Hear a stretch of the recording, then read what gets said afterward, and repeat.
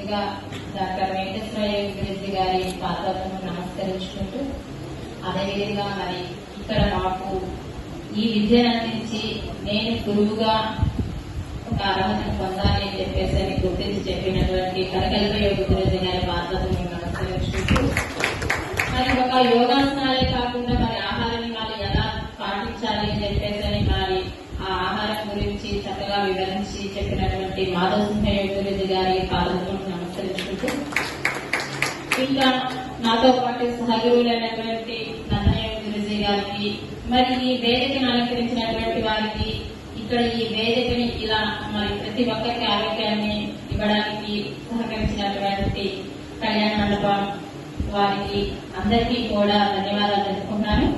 ముఖ్యంగా నేను మరి ఎక్కువ సమయం లేదని అంటున్నారు, నేను రెండు మాటలు చెప్తాను, ఎక్కువ కూడా నేను చెప్పను. ఆరోగ్యం ఆనందం. ఆరోగ్యం లేనిది మనం ఏ పని చేయాలి అన్నా కూడా చేయలేము. ఎక్కడికి వెళ్ళాలి అన్నా కష్టపడి కావాల్సింది ఆరోగ్యం ఉండాలి. ధన సంపాదన కావాలి అన్నా కూడా ఆరోగ్యం ఉంటేనే వస్తుంది.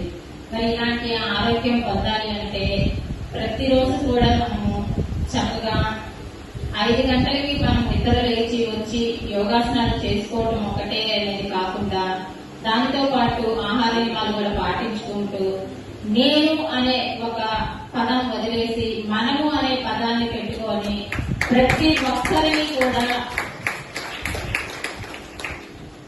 నేను ఎంతో ఎదుటి వాళ్ళు అంతే అనే ఒకటి స్వభావం మన మనసులో నింపుకున్నామంటే మనం ఎక్కడికి వెళ్ళినా కూడా విజయాన్ని సాధించుకొని గొప్ప వ్యక్తులుగా పేరు ప్రతిష్టలు పొందుతాము. మరి నాకు ఈ అవకాశం ఇచ్చినటువంటి నందనయ్య గురుజీ గారికి ధన్యవాదాలు తెలుపుకుంటున్నాను.